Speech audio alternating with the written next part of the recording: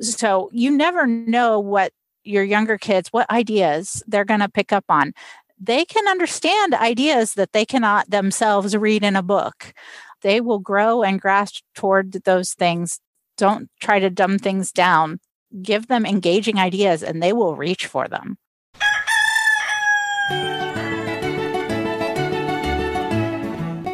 This is Your Morning Basket, where we help you bring truth, goodness, and beauty to your homeschool day.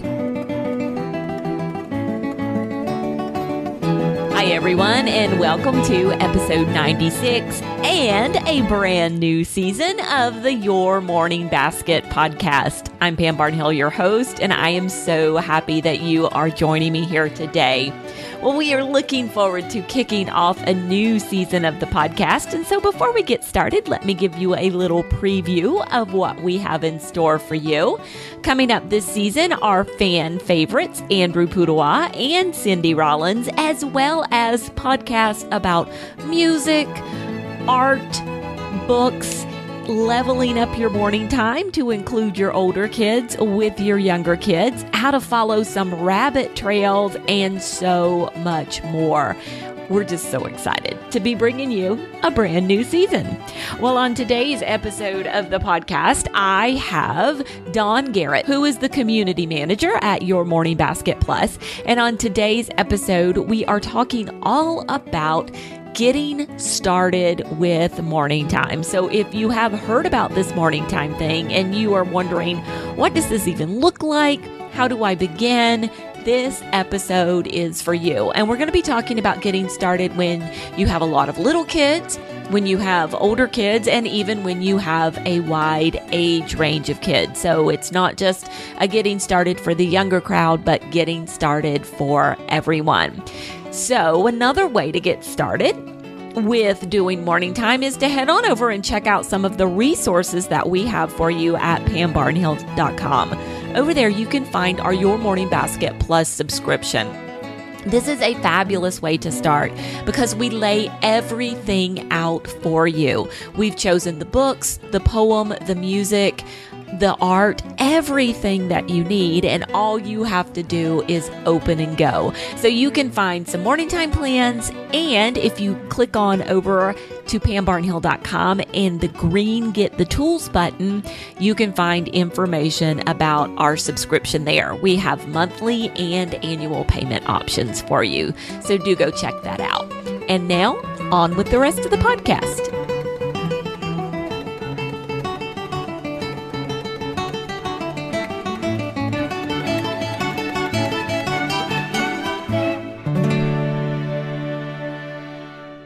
Welcome, everyone, to a brand new season of the Your Morning Basket podcast. We're so happy that you're joining us here. And I am joined here today by one of my very favorite people in the whole entire world.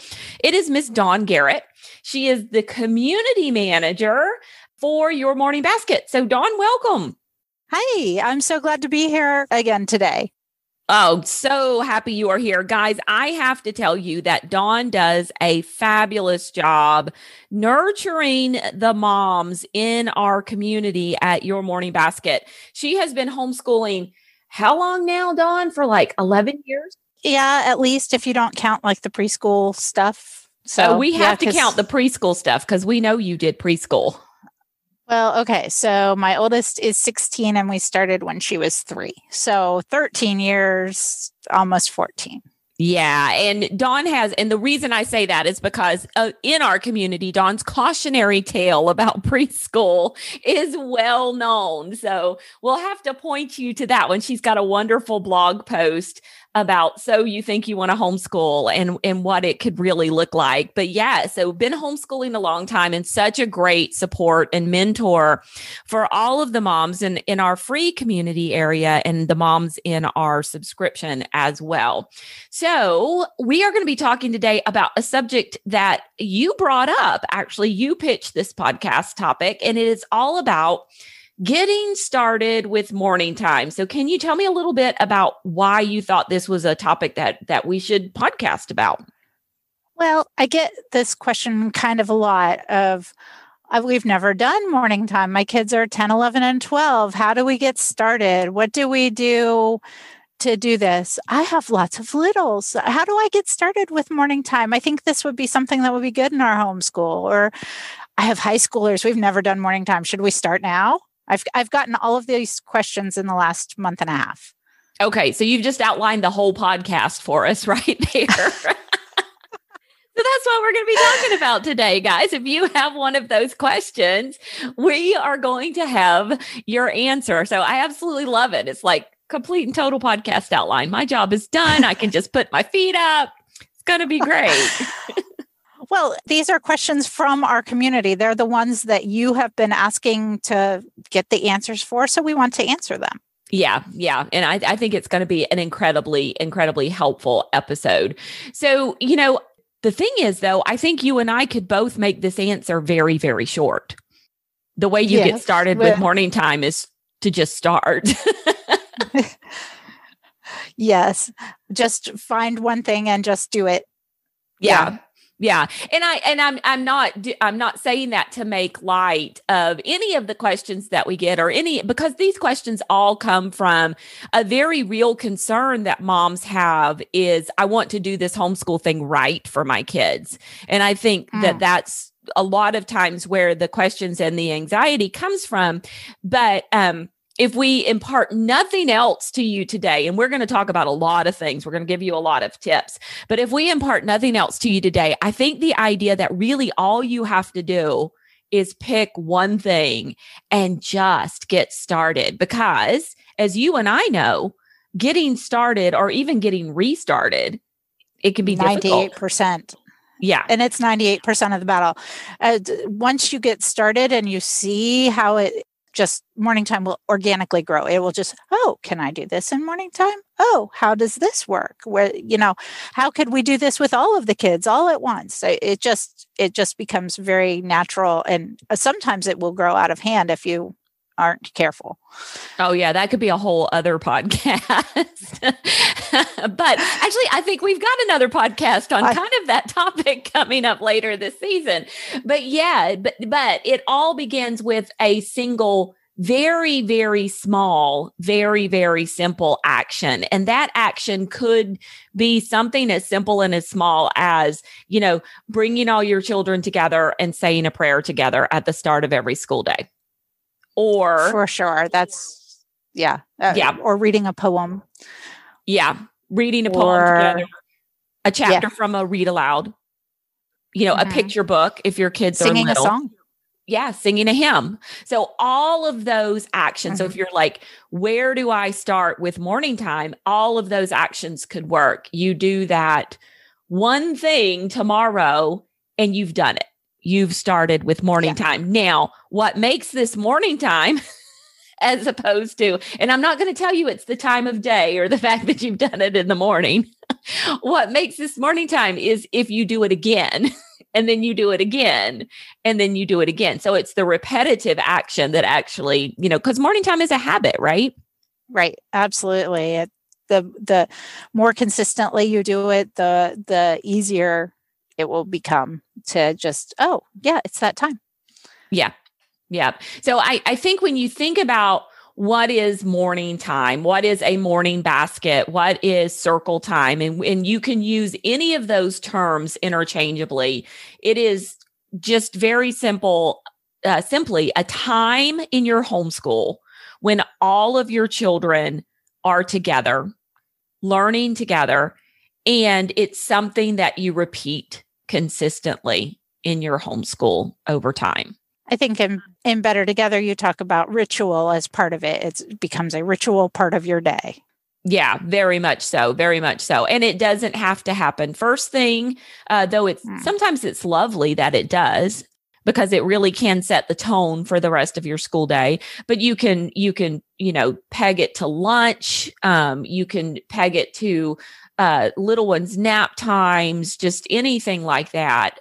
But yes, just starting with that one small thing. So if you do nothing else after you listen to this podcast, find one thing that you enjoy doing with your children and do it tomorrow. And just challenge yourself. Like, can I do this 3 times this week? can I do this 4 times next week, and keep it that simple? Because I think one of the places that moms get hung up when they kind of come into this idea, when they're introduced to this idea, when they think, oh, this would be a great thing, and they see the morning times that are out there, or they see the morning time plans that are out there, and they're like, this is where I have to start. No, you really do not have to start with a large amount of things. It's better to start with less. Yeah. And I think actually that's one of the main mistakes that's kind of made, is that they think they've got to start with a morning time that looks like somebody who's been doing it for a few years. And that's where the stumbling block comes in, right? Absolutely. Because remember, we're building habits. And when you are building habits, you have to, and habits and lifestyle, when you're building that, you have to start with what you can do, which is probably a very little bit. And then you add the next thing later, and then you add the next thing. But you start with just the first walk in the morning, right? Just the first thing. Yeah, I was actually thinking about that, because Dawn has actually been my inspiration. She started on a health journey in late March of 2020, and she started walking, and she's added other little habits as she went along, and she's lost, can I say it? 50 pounds, right? Over the past year. So it's been a little over a year now. And I'm like, man, she is just so inspiring. And so I have picked her brain a couple of times. I keep going back to her saying, could you just tell me again how you did this? And one of the things she told me was, I started walking in the morning, and then, they added a walk later in the day, and they added a walk at lunch. And this really stuck with me. She said, at first it was really hard, and then it got easier. And so, as I'm sitting here now, barely reaching a lot of days, 7,000 to 10,000 steps on my Fitbit, and, Dawn's at 15,000 to 17,000 steps. What I have to keep reminding myself is Dawn said it was hard in the beginning, and she was barely getting 10,000 steps most days. It took a year for 15 to 17 to become the norm. And now it's not as difficult, is it? No, it isn't. We find excuses to go for a walk, which is great. So this kind of the same thing with morning time is it can be really hard. But as we go on, we find excuses to read a book at dinner with dad, which is kind of like a second morning time during the day. Or the kids ask for it. Yeah. And you just kind of start to see how it shapes the atmosphere of your home, the lifestyle of your home, and it just makes a difference. Yeah. But when you start, just like you can't compare I can't compare my beginning walking to Dawn, who's been doing it for over a year. You can't compare your beginning morning time to Dawn, who's been doing morning time now for, a good 11 years or something like that. And so it's, you have to be careful not to make those comparisons, and to realize that, if you walk to the end of your driveway, if you do the one thing and you do it consistently, that's where you start. And so I just cannot stress enough that really, really, it starts with starting with one thing. If you listen to this podcast much at all, you know that we always say start small and build slowly. Start small. And I promise, if you start small and work consistently, you will start to build, and then your morning time will flesh out more and more. Yeah. Okay. So we've driven that one home. So let's address some of these other, like take that part, please, and run with it. But let's address some of these other questions that have come up, and some of these other situations where, I have a 10-year-old, 11-year-old, and a 7-year-old. How do I get started with morning time with those particular ages? Is it too late? And what does it look like? So what advice would you give for somebody who has some kids who are honestly in what I would consider kind of the ages of kind of what could be the golden age of morning time, because it's such an easy age? It is a great age for morning time, and absolutely it's not too late. You're going to have to get some buy-in from the 12-year-old probably. Hey, we're going to study these things together. It's going to help our school day overall. Yeah. It's going to help your 7-year-old brother or sister to understand better about doing school, and it's going to help build relationships within our family, which will help our school day too. So yeah, you're going to have to get some buy-in with that 12-year-old probably, maybe with the 11-year-old as well. 7-year-olds will probably just follow right along happily because they get to be with the big kids. But yeah, you can totally do Bible and a Bible lesson, a fun poem, and sing a song and call that morning time and go on with your day. I think that would be a great start for 7 to 11 and 12. Yeah. Yeah. Yeah. Yeah. And I think getting that buy-in sometimes is doing something fairly quickly that the 11 and 12-year-old are really going to enjoy. And so we always talk about age appropriateness with morning time. What can you do that is really going to appeal to those particular ages? Now, if you've got a girl, there's a very good chance that some kind of art project is going to be really appealing, or time to work on, if I get to paint or to draw or to do something like that while my mom is reading me this book. That was a big appeal to morning time for my kids at that age for a long time, because it was like, oh, are we going to do morning time? What they were really asking was, can I sit here and draw my thing while you're reading? Because that's not like school, right?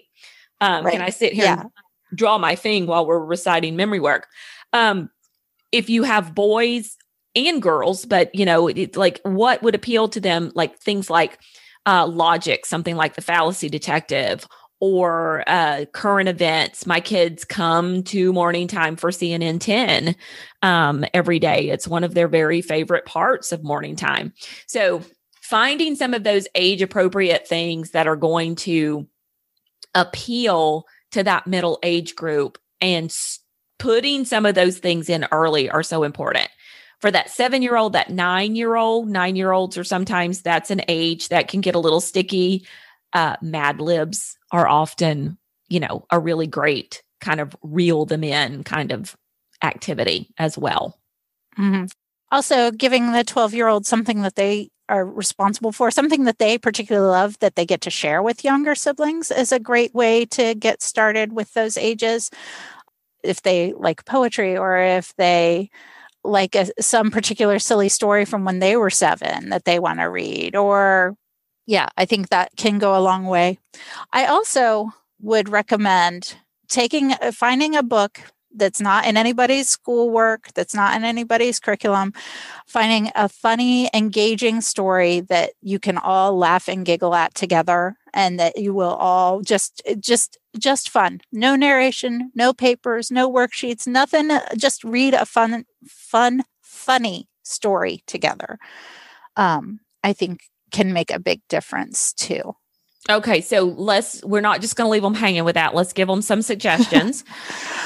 So one that we really, really enjoyed last year that would be perfect for those ages, and I know that because I had kids who were that age and a little older, is The Tarantula in My Purse by Jean Craighead George. And it was kind of a memoir, actually, of her when her children were growing up. So she wrote My Side of the Mountain, and what else did she write, Dawn? Those are some of Nate's favorites. My Side of the Mountain, and then there's like a series of those. Something about a raven. He has them all. I have not read them. Okay, so we can find some more and link them for you. That's the one I really remember. But these are like little vignettes. Each chapter is a story in and of itself. So there's no storyline, there's no thread that you have to keep going throughout. And each chapter is its own little story, and they're just hilarious stories of how this family, and they're true stories, have taken in wildlife and all the crazy, funny things that this wildlife did while they were living in the house. Another one I absolutely love for this age group, and I know it'll work with this age group because my entire family fell in love with it a couple of summers ago, and we did the whole series, is The Incorrigible Children of Ashton Place by Mary Rose Wood. Oh, yeah. Yeah. And those were so much fun. Now, I will say, the narrator for the audiobooks, for the first 5 audiobooks, is just fabulous. So if you are a mom with some kids who are in this middle-age group, and then you have some toddlers that you're having to wrangle and run after, finding a really fascinating audiobook like this to play, you sit and listen to, except if you have to get up 15 times, it's totally okay because the audiobook is doing the work for you. But yes, we highly recommend that entire series, and it's just so funny. We are reading Penrod right now, which Cindy Rollins has recommended to me. It's probably for slightly older, maybe your early high school age, and there are some issues with it that you have to be careful with the language used about people of other races. So I definitely recommend it as read aloud that mom can edit on the fly. But it is so funny. He had to go today. We just finished reading today. He had to go invite a girl to the cotillion dance. And he went to all the girls, and all of them already had their invitation, and he ends up at the one last girl's anybody but Penrod. It was very funny. It's had its moments where we're just all laughing really hard, which we haven't done a lot. We've done a lot of moving stories. We haven't done a lot of just laugh out loud funny stories. Yeah. Love laugh out loud funny stories. And I think we actually have a series on the blog with books that are laugh out loud funny. So all recommended by Jessica Lawton, who writes our morning time plans. And I will find that series and link it for you so you can get a few more ideas. But yeah, so that idea of getting a really funny, engaging story in there for that 10, 11, 12, 13-year-old crowd is going to be something that sucks them in. And then, you start building the little things around it. So, a few days in, today before we read our chapter, can we pray for, the people in our neighborhood or the people in our church or something like that? Or, after you pray, you say, we're going to put our chapter book here. And then, give it 3 or 4 more days and then say, after we finish today, can we sing some songs? Now, I want to talk about singing songs because, some of you guys may be out there going, my kids are never going to sing songs. I beg to differ because my kids love folk songs. And this is not something that we have been doing for years and years and years. We've always done music appreciation. We've kind of done like modern music appreciation, and Olivia really loved like jazz. Last year we did movie music appreciation, and everybody tolerated that one pretty well. I'm not going to say that music appreciation is my family's like absolute favorite thing, but this year we started singing folk songs. And I've tried to choose, like, we haven't done any of the slow, plaintive, slow songs or like none of those. We've done Waltzing Matilda. We've done The Green Grass Grows All Around. We've done some sea shanties. That was kind of what we did this year. And they just loved singing them. And anytime I would play, like, even if we were grumpy, even if, it's like, it's too early in the morning. And I have to tell you, we do not do morning time early. No. They still would like perk up for the songs. And my husband comes down the stairs one day. He's like, I think Thomas is in his room singing Waltzing Matilda. And I said, he probably is. He was just like, how does he know this song? And I'm like, I taught it to him in morning time. But we enjoy it. It's something that we really enjoy together. Yeah, I think singing is really more important than we put emphasis on. Two of my kids are pretty serious musicians, and we do composer study, but it's not necessarily our favorite part of morning time either.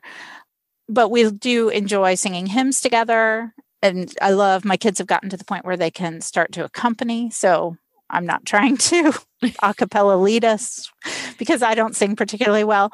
But that's the other thing. Even if you don't sing particularly well, you won't hurt your kids, because my oldest is taking voice lessons because she does sing beautifully, despite all the years of listening to me sing. So I think singing is super important in morning time, especially as you're growing it.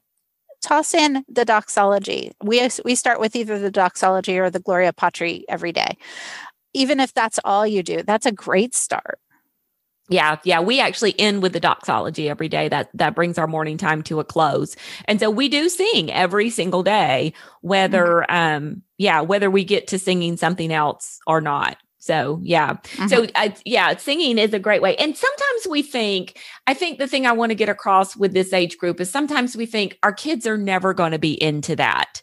And if we introduce something in a delightful, playful way. Now, if you come in there and say, okay, we're all going to learn to sing solfa, we're going to do scales, we're going to do the Suzuki method of learning to sing or whatever, and sing the same songs over and over, and, go tell Aunt Rhody or whatever. They're probably going to dig their feet in and not like it. But if you come in with the TikTok version of a sea shanty, which are really well done, by the way, for this age group, and you show them and you start, you print out the words for them and you start singing it, you're just going to be amazed. They're just really going to think, oh, this is kind of cool. This is kind of fun. And they're going to jump on board with it. So. And I think music has become so professionalized in our culture that singing at home seems awkward and hard for us. But I just want to once again emphasize it's healthy and natural for people to sing, and it's really important. So I would encourage you to add some singing. Yeah. And so much fun. We love it. We absolutely love singing. Yes. So, okay. So, what about if you have little kids? So we're going to hit the teens in just a minute, but what if you have kids who are really little and you're getting started with morning time?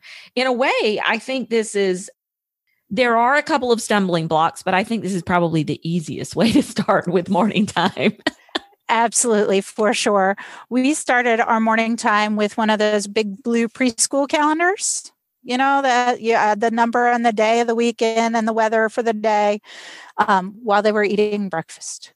Oh, so all contained at the table, eating breakfast, do calendar, sing a song, say a prayer, then back off. I think that's one of the keys to starting with little ones is take advantage of that breakfast time. Celeste Cruz came on the podcast fairly early on to talk to us about doing morning time with littles. And that was what she did too. She, had all of hers contained at breakfast. Now, one of the questions we get from moms is, when do I eat?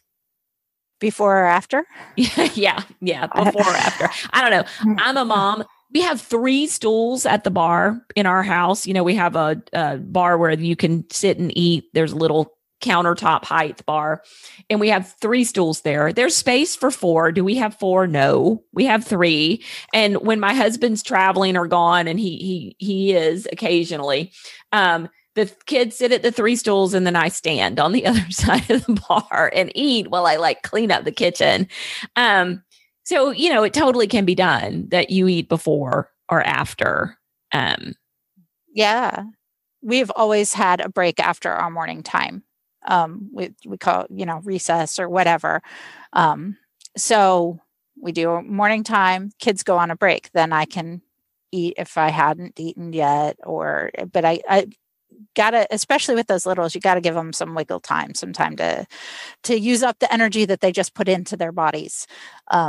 at the table. So that's exactly true. Yeah. That would be a great time with littles.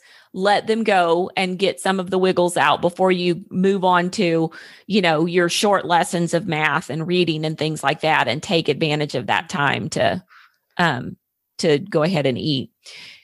Age appropriateness, I think, comes back here with this set too. Yes. Heavy on picture books. Still, this is a great time to teach the Lord's Prayer, to teach the doxology, to teach I loved using morning time to teach my kids the things that they were going to need on Sunday during worship. Oh, I love that. To teach them so that they could participate from the time they were 2 and 3. They could say the Lord's Prayer. They could sing with us when we were singing, even though they couldn't read the hymnal. I tried to, find hymns that we sang really kind of regularly. Their eyes would just light up. I know this one, so that was a big incentive for me for morning time when my kids were little, was making sure that they were familiar with what was going to be happening on the Lord's Day. Yeah, I love that because there's so much in worship that we take for granted, and that kids, in order to help them to participate and maybe even behave better in worship, teaching them some of these things during morning time. So, that is awesome. Lots of picture books. Go ahead. I was going to say, my friend Kelly Cumby they did their morning time at the exact same time as worship, as their Sunday worship, so that was the time of day when everybody was sitting still every day, not just on Sunday. So that's just another idea to toss out there. Yeah, I love that. Yeah, that's such a great idea to do it at the same time, because then they get into that rhythm of, this is when we're going to worship. This is when we're going to sit for a little bit. This is when we're going to be quiet. Having said that, I think it's also good to incorporate movement into your morning time for this age group as well. And also, yeah, I think so. Keep it super short. Like, especially when you first start, even when you get a full-blown morning time for this age group, it's probably only going to be about 30 minutes. At most. If you have littles, and that's only, that's if you've got the littles that like to sit still and let you read picture books to them, and you doing stuff with their hands. Like, this is the perfect time to bring out Play-Doh. This is the perfect time to bring out pattern blocks.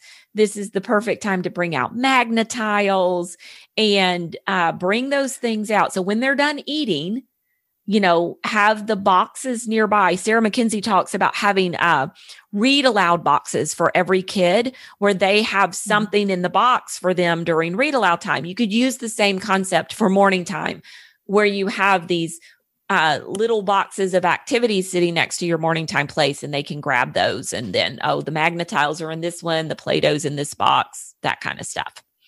Yes. We also had these things called wedgets, which were blocks that they were just super fun. Actually, they got pulled out this week. We had some guests at our morning time for a couple of days, and a little guy he just was in the room with us. He played with wedgets. He played with blocks. He played with animals. He colored and drew. He sat on the floor. He did not participate in morning time, but he was there and he heard all of it. And that was exactly perfect. He was not allowed to be disruptive. He didn't even try to be disruptive. He's a good little guy.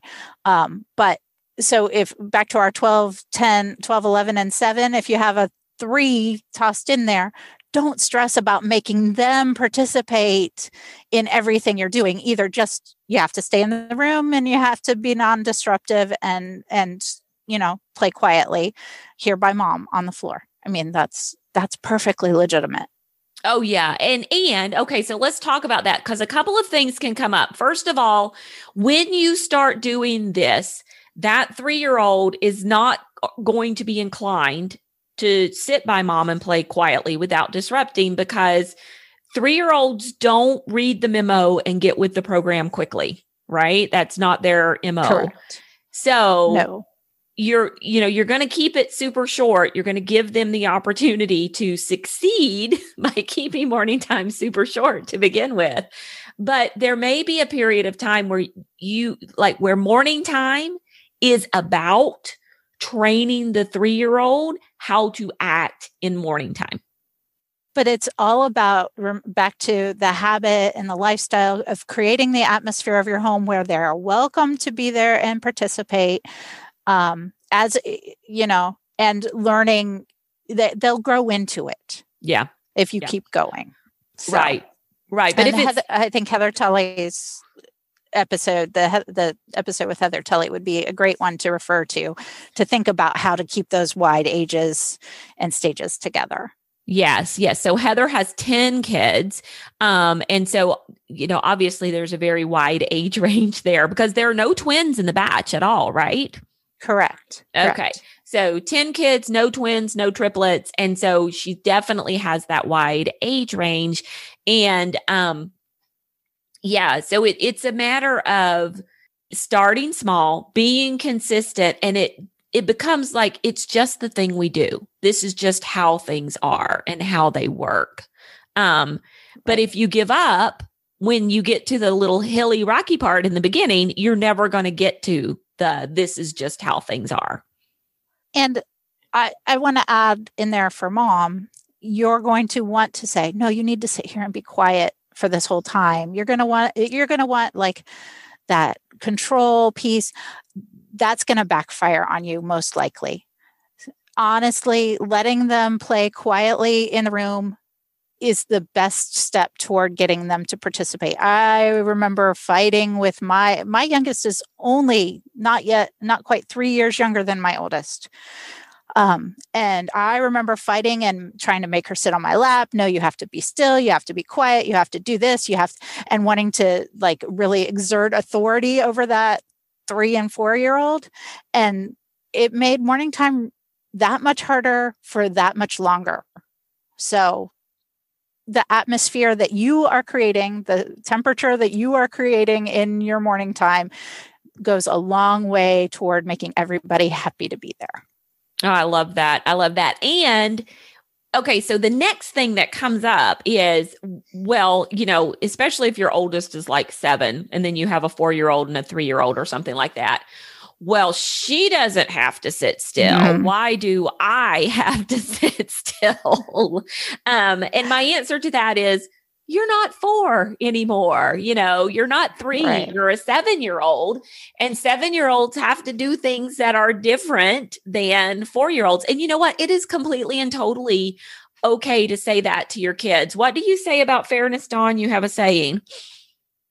Is that you? Fair is not equal? Oh, no, it's Colleen.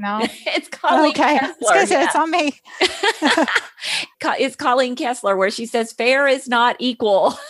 And so, it just because the 4-year-old or the 3-year-old gets to get up and leave the table and come back again and leave the table and come back again, as long as they're doing it quietly, the 7-year-old can be expected to sit at the table. And so as they age, the expectations are going to change. And if they say, well, why doesn't the little one have to do it? And I guess I say this because I can think back to when my youngest was 3. And so that would have made my oldest about 7 or 8. And we did morning time in a place that had a big picture window that overlooked the backyard. And in the backyard, I could see the trampoline. And so there would be days where that 3-year-old, 4-year-old would stand up, walk out the back door into the fenced backyard and jump on the trampoline during morning time. And I would get questions from the other 2. Why can he get up and leave and I can't do it? And, my answer was always, you're not 3, you're not 4, that's right. Why he gets to do it and you don't, Right. So.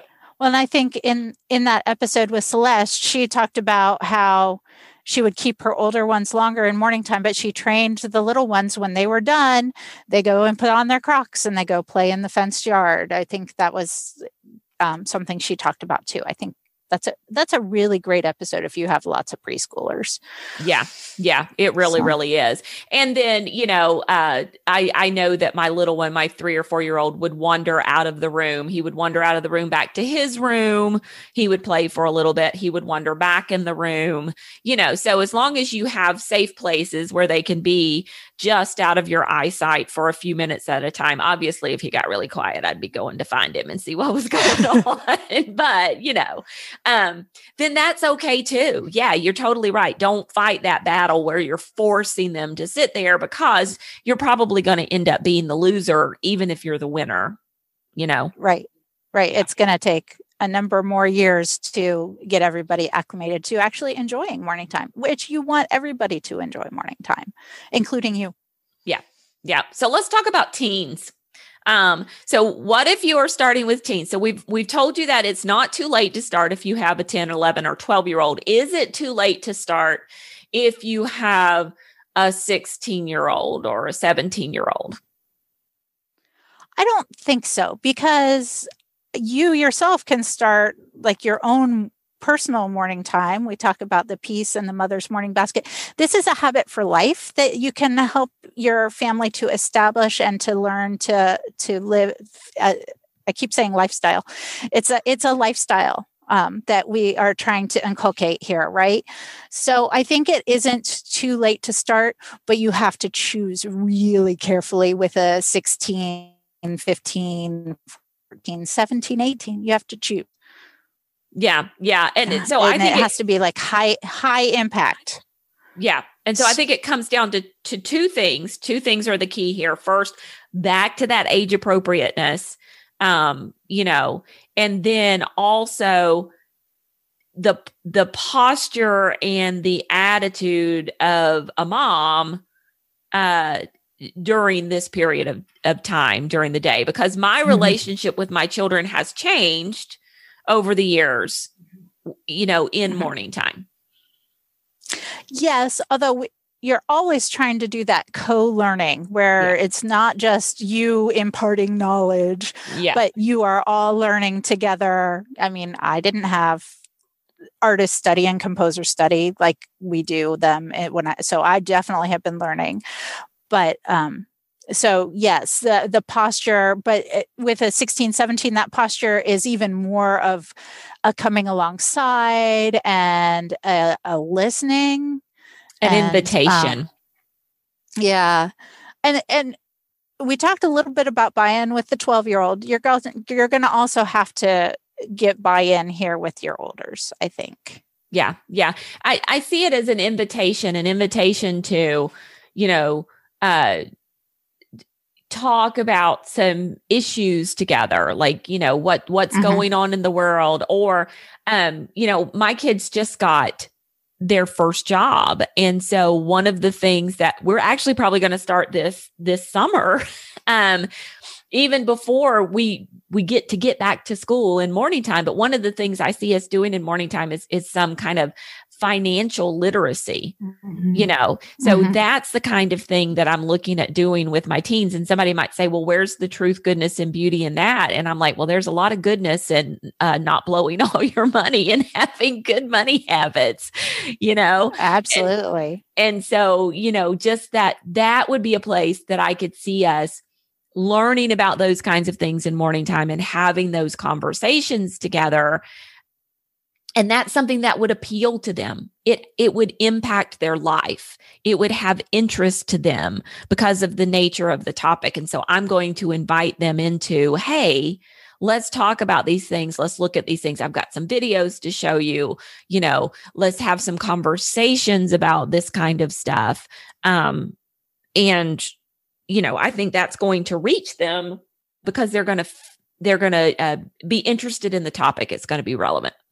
Okay. I was actually going to ask you, because I've been also thinking about how to do this money management kind of thing. I think my kids are also getting to that point. What kind of videos do you think you're going to use? I'm not sure yet. Okay. I mean, the Dave Ramsey teen program has been recommended to me.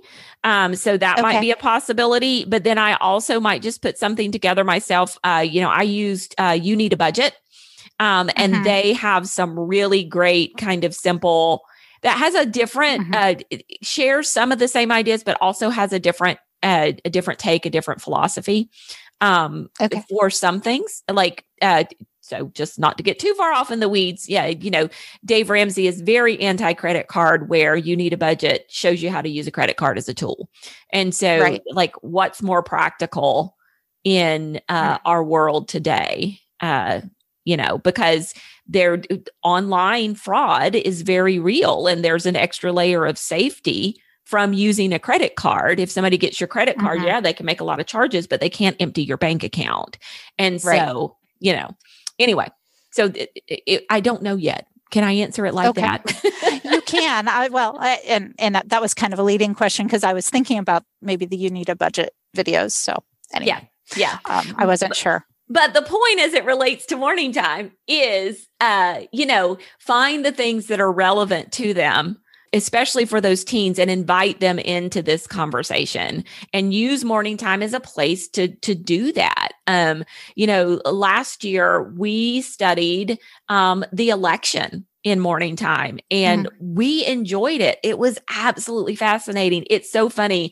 The termite inspector came in one day while we were having morning time to do the termite inspection. And it just so happened to be the day that we were studying political ads, and we were going back through and watching political ads through the years, and just having these really great, fascinating conversations. And I turned and looked at one point. I just, let him, he has to walk through the whole house looking for signs of termite damage. And I turned and looked at one point, and he was just standing there watching. And then he started joining in on the conversation. He was like, school was never like this for me. So, and those are great for all your kids to hear. School was never like this for me. I love it. Yeah. But think about, I think a lot of times when you see the pretty pictures on Pinterest, you see the pictures of the pretty baskets. And I'm not going to lie to you, my basket was sitting right there next to me with all its things in it. You get the idea that morning time is just this real pinkies up kind of, what's the word I'm looking for? I don't know, structured and refined time, but it's the time to have those really great, meaty, wonderful conversations with your kids. So a couple more things about high school. I think, if you have high schoolers and younger kids, I certainly think it's okay to put some things into morning time that are for the high schoolers, and just let even the 7, 8, 9-year-old just be there in the room drawing or, playing with the Magna-Tiles or something like that. Listening in, you'll be surprised at what they can get from those high school topics. But, it's okay to put something in that you think is going to be above the head of some of your younger kids and still require them to be there for it. For sure. I mean, my kids were all close in age, but my little one, when she was 2, she could recite ooey gooey. I was the only one who knew that she knew every word to ooey gooey, but she could say the whole thing just because of being in the room during morning time. I wasn't trying to get her to say it. She just learned it, So you never know what your younger kids, what ideas they're going to pick up on. They can understand ideas that they cannot themselves read in a book. They will grow and grasp toward those things. Don't try to dumb things down. They make things, give them engaging ideas, and they will reach for them. Yeah, I think so. But then also, kind of the opposite of that, it's okay to, do the things that you want to do as an entire family first, and then allow those homeschoolers to go off and kind of do some of the things that they need to do as well.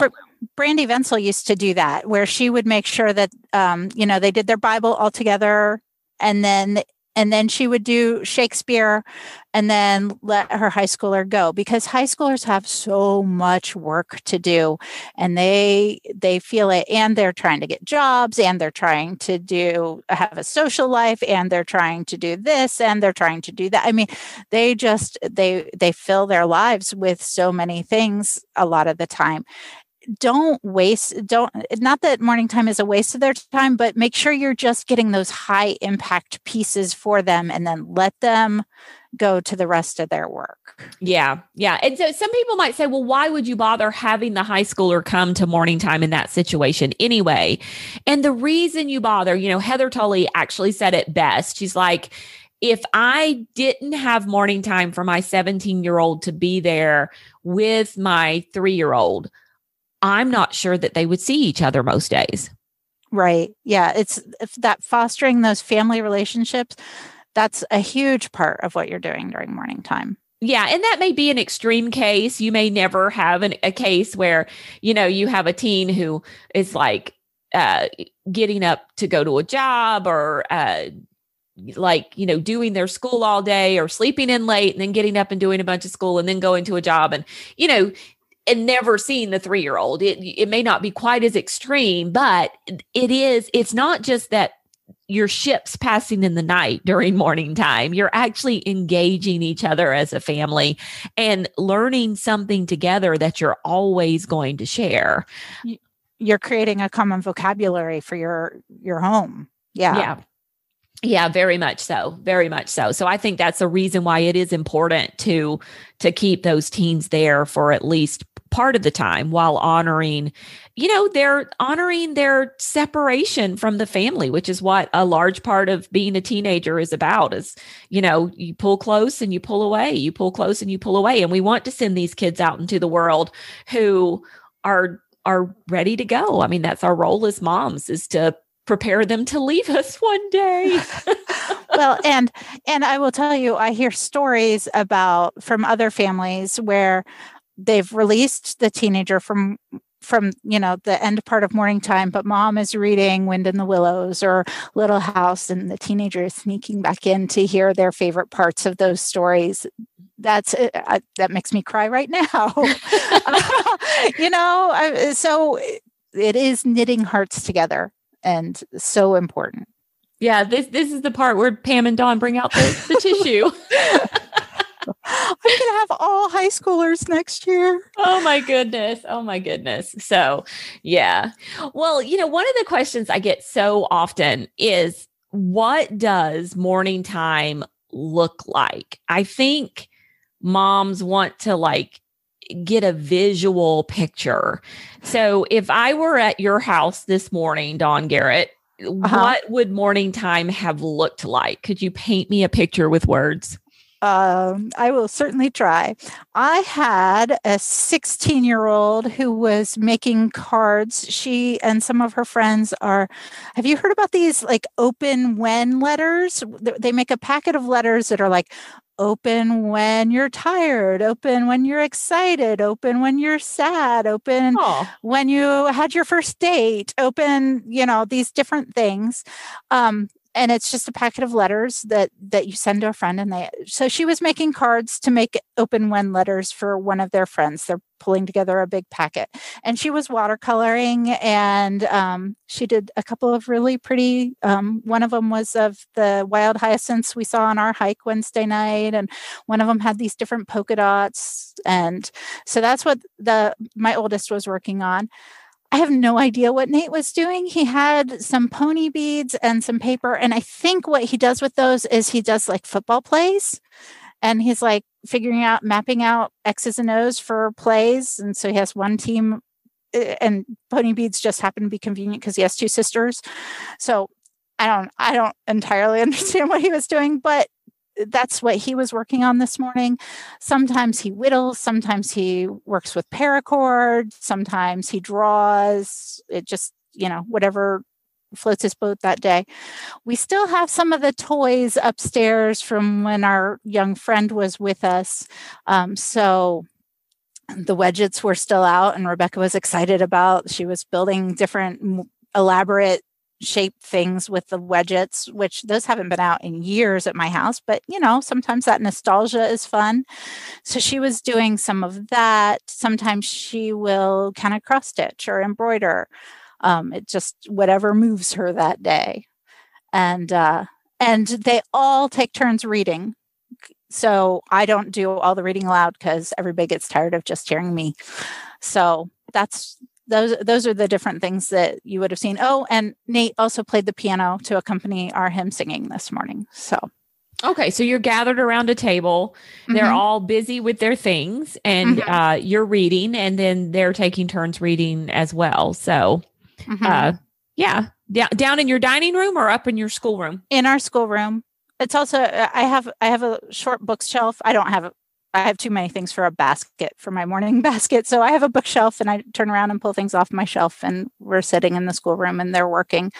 It's Friday, so we did Mad Libs, and Mad Libs with high schoolers is crazy fun because they come up with the best adjectives, so much better than, every adjective is a color when they're in 5th grade.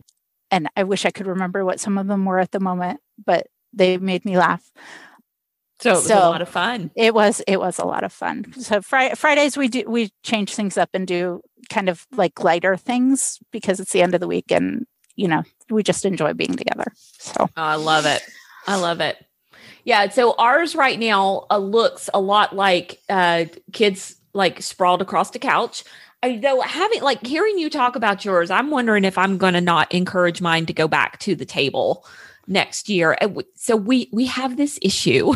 This is a very practical issue. I bought these really cute chairs for our schoolroom when we moved into this house, and everybody hates the chairs. I hate the chairs. They are the most uncomfortable chairs ever. So when it's time to actually sit at the table and do school, I moved to the dining room table. So we have this schoolroom table. We don't do school in there. We moved to the dining room, and which is just right across the way. I mean, it's all one big open space. And we sit at the dining room table because the schoolroom chairs are so uncomfortable. So I've got to solve that problem this summer. And I think if I did, I could actually bring mine back to the table. But right now we have a couch and a love seat, and we're sprawled out on the couch and the love seat. And, I do keep all of my stuff in a basket. Now I have an overflow shelf in the schoolroom, but the things that we're working on right now stay in the basket, and I pull it over and set it on the side table. And, I've got kids who are like, fighting over how many squares each person takes up on the couch. And I've got one who's standing on his head or laying in the floor with the dogs. And, but everything happens right there. All the reading aloud and everything. I have my binder. We have the TV. We watch CNN 10 on the TV right there.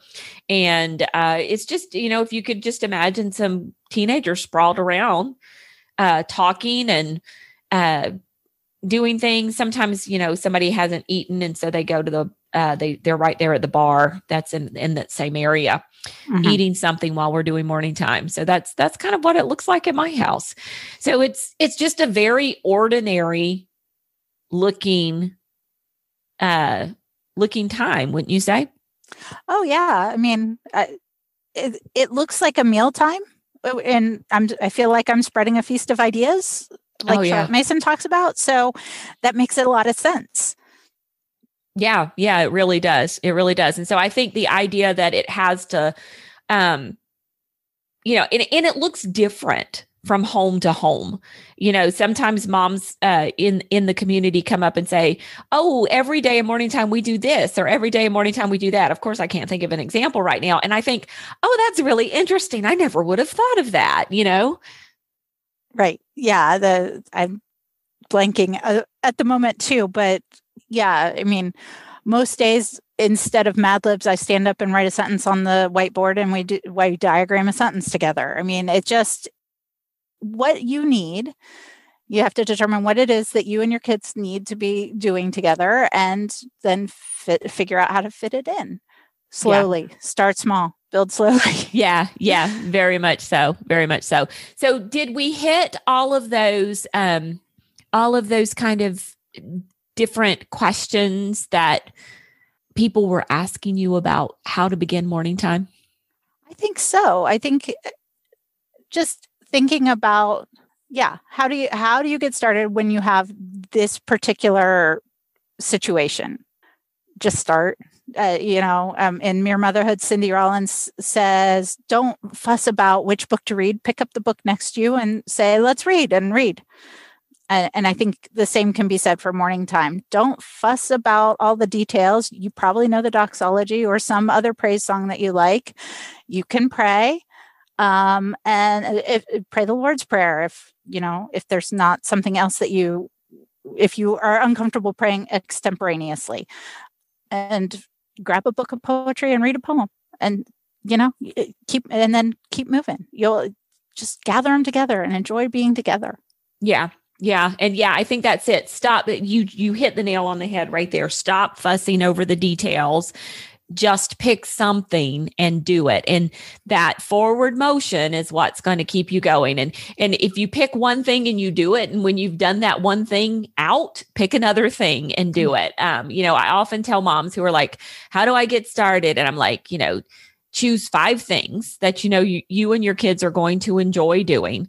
And if you've got multiple kids, then that allows you the opportunity to like put Mad Libs in for the 9-year-old and put current events in for the 13-year-old and put, Frog and Toad or some fun picture books in for the 3-year-old or whatever. And then put those things in the basket and pull out and do one thing. And then after you've done that a few days, pull out and do 2 things. And then when you've done that for a few days, pull out and do 3 things. And then when you finish something, when you've read the entire book, when you've, done all the things, take that one out and replace it with something else and just keep going. And that's a lifetime of morning time right there. Yep. So the other thing I wanted to say was we do have a resource that you can use to help you get started. We call it our month of morning time sample plans. Mm-hmm. And we call it a month of morning time. But the wonderful thing about it is if you are using this approach, and this is for the person who is just like, I just have no idea what to do. Like this woman is telling me to choose 5 resources and put them in a basket. And I just can't I don't know where to start. And you would like a little bit of help with that. You can come download this free resource. It's an example of what our morning time plans are like. And there's 3 weeks worth of stuff in there. But if you're following this approach where you're starting small with one thing and then you're gradually adding things in, you can totally stretch this 3 weeks out to last you a couple of months. And so it really is a place where if you're kind of at a loss for, what composers could we listen to, or what poems could we read, or what art could we look at, or what are some good books for us to read, then this will definitely help you get started. For sure. Yeah. Well, Dawn, thank you so much for joining me today. It was a fun conversation. Thanks for having me and for taking my suggestion. I think this could really help a lot of moms get started using morning time in their homes.